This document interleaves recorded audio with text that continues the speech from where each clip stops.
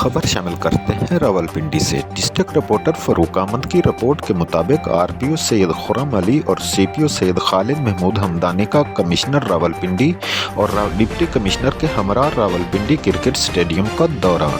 SSP operations chief traffic officer SP Rawal, SP صدر اور دیگر افسران بھی ہمراہ تھے۔ RPO نے PSL کے حوالے سے سیکورٹی انتظامات کا جائزہ لیا۔ CPO نے RPO کو سیکورٹی ٹریفک انتظامات کے حوالے سے بریفنگ دی۔ RPO سپروائزری افسران کو کرکٹ اسٹیڈیم گرد و نواح اور روٹ کے فول پروف سیکورٹی انتظامات یقینی بنانے کی ہدایت کی۔ پاکستان میں انٹرنیشنل کھلاڑیوں کی آمد خوش آمد ہے۔ PSL میچ کے لیے تمام وسائل بروئے کار لاتے ہوئے بہترین انتظامات کیے جائیں گے۔ ضلعی انتظامیہ اور پولیس اہم ایونٹ کے لیے بھرپور محنت سے بہترین انتظامات کو یقینی بنا رہے ہیں۔ ضلعی ٹریفک پولیس کے 5000 سے زائد افسران و اہلکار PSL میچ کی سیکورٹی کے فرائض سر انجام دیں گے۔